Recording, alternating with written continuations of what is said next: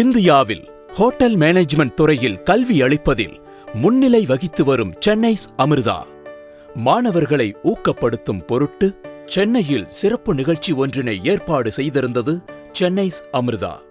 இந்த நிகழ்ச்சி சென்னைஸ் அமிர்தாவின் OMR பிரான்ச்சில் நடைபெற்றது. மனித உயிர்களுக்கெல்லாம் உணவை கொடுப்பதுதான் உயர்ந்த பண்பு என்று கருதப்பட்ட நாட்டிலே நீங்கள் உணவை கொடுக்கிற ஒரு பணியை இப்பொழுது கல்வியாக பெற்றுக் கொண்டிருக்கிறீர்கள் என்பதற்காகவே நெஞ்சை நிமிர்த்தி பெருமைப்பட வேண்டும்.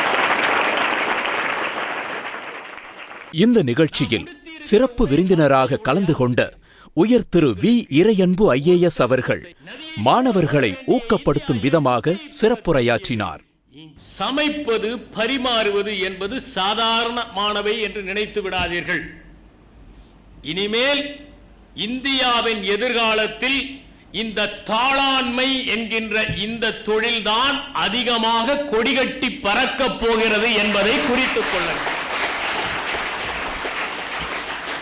ஒரு காலத்தில் விடுதிகளில் சாப்பிடுவது என்பது குதூகலமான ஒன்று. ஆனால் இப்போது விடுதிகளில் சாப்பிடுவது என்பது அன்றாட ஒன்று. எங்கேயாவது வீட்டு சாப்பாடு மாதிரி கிடைக்குமா என்று தேடுகிற ஒரு நிலைமை இருக்கிறது. அதிகம் பயணம் செய்தால்தான் எந்த சாப்பாடு எவ்வளவு ருசியாக இருக்கும், எந்த ஊர் சமையல் நன்றாக இருக்கும் என்கிற விவரம் தெரியும். இன்று எல்லோரும் பயணம் போக தொடங்கி இருக்கிறார்கள். இந்த மாணவர்கள் எல்லாம் மிகச் சிறப்பாக பூ அலங்காரம் எல்லாம் செய்தார்கள். பேராசிரியர் அவர்கள் இக்கிபானா மாரிபானா என்பதை பற்றி சொன்னார்கள். ஜப்பானிய பூ அலங்காரத்திலே ஒரு தத்துவார்த்த பின்னணி இருக்கிறது. மனிதன் இடையிலே இருக்கிறான், சொர்க்கமும் இருக்கிறது, நரகமும் இருக்கிறது. அவன் முயன்றால் சொர்க்கத்தை அடையலாம், இல்லை என்றால் அவன் நரகத்தில் விழுந்து விடுவான். மில்டன் சொல்லுகிறார், சொர்க்கம் என்கிற ஒன்று இல்லை, நாம் தான் சொர்க்கத்தை உருவாக்கி கொள்ளுகிறோம். ஆக சொர்க்கத்தை நாம் தானே உருவாக்குகிறோம், நம்முடைய எண்ணங்கள் தானே உருவாக்குகின்றன. நீங்கள் படிக்கிற போது நன்றாக இருக்கும் என்று நினைத்து படிக்க தொடங்கினால் உங்கள் மேசையே சொர்க்கமாகிவிடும், உங்கள் வகுப்பறையே சொர்க்கமாகிவிடும். இன்று எல்லா இடங்களிலும் உள்ள ஒரு வாசகம், ஹோம் அவே ஃப்ரம் ஹோம். இல்லத்திற்கு அப்பால் ஒரு இல்லம். எங்கு சென்றாலும் அந்த விடுதியிலே எழுதுகிறார்கள், இது இல்லத்திற்கு அப்பால் ஒரு இல்லமாக இருக்கும், உங்கள் இல்லத்தை போலவே நாங்கள் கவனித்துக் கொள்வோம். ஆக நாம் எதிர்பார்ப்பது எந்த விதமான செயற்கையும் இல்லாமல் வீட்டிலே இருக்கிற மகிழ்ச்சியோடு இருக்க வேண்டும். அதைத்தான் அவர்கள் உருவாக்குகிறார்கள். அதை செய்வதற்கு தேவைப்படுவதற்கு முக்கியமானது தாளாண்மை தொழில். இந்த தாளாண்மை தொழில் ஏன் முக்கியம் என்பதை நான் குறிப்பிட விரும்புகிறேன். இன்று ஒருவர் சராசரியாக ஒரு நாளைக்கு 20 கிலோமீட்டராவது பயணம் செய்யாமல் வாழ முடியாது. அது மட்டுமல்ல, ஒரு காலகட்டத்திலே மனிதர்கள் தாங்கள் இருக்கிற இடத்தையே மகிழ்ச்சியாக நினைத்து வாழ்ந்து கொண்டிருந்தார்கள். இருக்கிற இடத்தை சொர்க்கமாக உருவாக்குவது மில்டன் சொன்னதை போல முக்கியமான ஒன்று. ஆனால் இருக்கிற இடத்திலேயே ஒருவன் இருந்தால் வளர்வதற்கான வாய்ப்பே இல்லை. மனிதர்களும் இன்று பல்கி பெருகி பல்வேறு இடங்களுக்கு பயணம் செய்கிறார்கள். ஒரு மனிதனை நீங்கள் சந்தித்தால் அவன் முதிர்ச்சி உடையவனா என்பதை அவன் பயணம் செய்த விவரத்தை வைத்து தெரிந்து கொள்ளலாம். பிறந்த இடத்திலேயே இருப்பவன் மனைவி சமையல் நன்றாக இருந்தாலும் தினமும் சண்டை போடுவான். அவனுக்கு உணவு வகைகளை பற்றி தெரியாது. அதிகம் பயணம் போகிற நாடுகள் அதிகம் முன்னேறுகின்றன.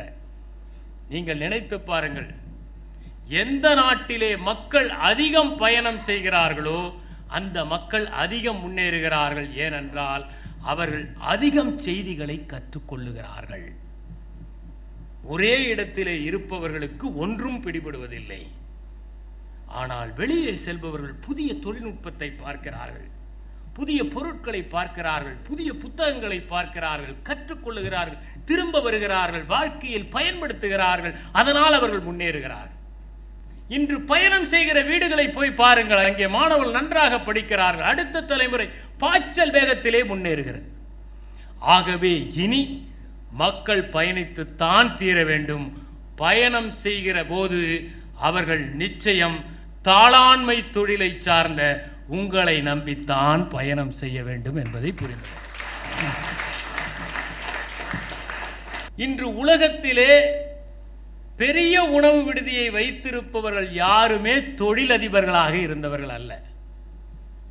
இன்று உலகத்தில் எந்த மிகப்பெரிய உணவு விடுதி சங்கிலியை எடுத்துக்கொண்டு நீங்கள் பார்த்தாலும் அவற்றை வைத்திருப்பவர்கள், அதன் சொந்தக்காரர்கள் ஒரு காலத்தில் உணவு விடுதியில் பணியாற்றியவர்கள் என்பதை உணர்ந்து கொள்ளுங்கள். நீங்கள் இந்த பணியை செம்மையாக செய்தால் நாளை மிகப்பெரிய உணவு விடுதி சங்கிலியின் சொந்தக்காரர்களுக்காக ஆகுவதற்கான வாய்ப்பு இருக்கிறது என்பதை உணர்ந்து கொள்ளுங்கள். ஒருபோதும் நீங்கள் உங்களை ஏதோ ஒரு சம்பளத்திற்காக வேலை செய்பவர்களாக கருதி கொள்ளுகாதீர்கள். யாராவது கேட்டால் மக்களுக்கு அவர்கள் வீட்டை தாண்டி ஒரு இல்லத்தை உருவாக்கி தருகிறோம், அவர்களுக்கு தாயின் கருவறையை தாண்டி ஒரு கருவறையை எங்கள் விடுதியில் உருவாக்கி கொண்டு அவர்கள் பசியை போக்குகிற உன்னதமான பணியில் நாங்கள் ஈடுபட்டிருக்கிறோம் என்று பெருமையோடு சொல்லுங்கள்.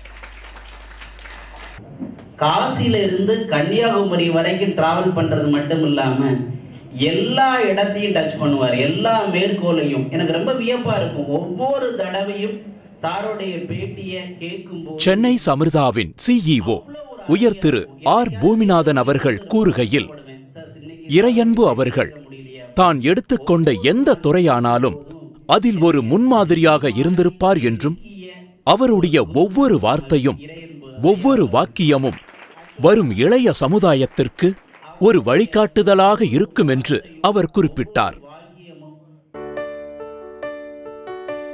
சென்னை அமிர்தாவின் மாணவர்கள் தாங்கள் தொழில் சார்ந்த திறமைகளை சிறப்பு விருந்தினர் முன்பு நடத்தி காட்டினார்கள்.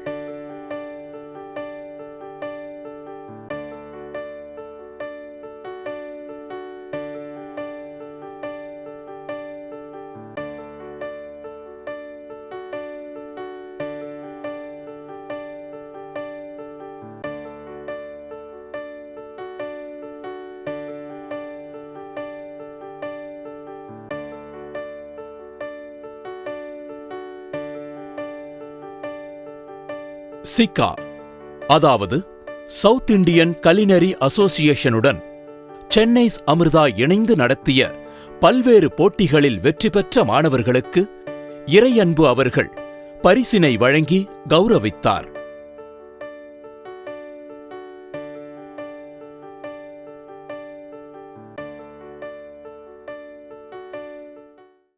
இப்போ நீங்க பார்க்க போறது எல்லாமே நம்ம சென்னை அமிர்தாவோட இன்ஃப்ராஸ்ட்ரக்சர் தான். உலகத்தின் கதவுகள் திறந்திடுமே, சென்னை அமிர்தாவில் படித்தால் ஆனந்தமே. உலகம் வியக்கும் சர்வதேச தரமே, உலகம் பாராட்டும் பயிற்சியை தருமே. சென்னை அமிர்தா, நம் சென்னை அமிர்தா, சென்னை அமிர்தா, நம் Chennai Amirtha. International Institute of Hotel Management. நமது புகழை உலகம் பேசுமே, உலகம் நமக்கு முன்னுரிமை தருமே. சென்னை அமிர்தாவில் நீங்களும் படித்தால் 100% வேலை உறுதி.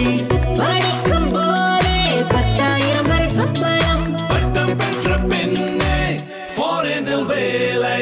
சென்னை அமிர்தா, நம் சென்னை அமிர்தா, சென்னை அமிர்தா, நம் Chennai Amirtha. International Institute of Hotel Management. இந்தியாவிலேயே ஹோட்டல் மேனேஜ்மெண்ட் துறைக்கு 1000க்கும் மேற்பட்ட திறமையான ஆசிரியர்களை கொண்ட ஒரே கல்வி நிறுவனம் Chennai Amirtha international institute of hotel management.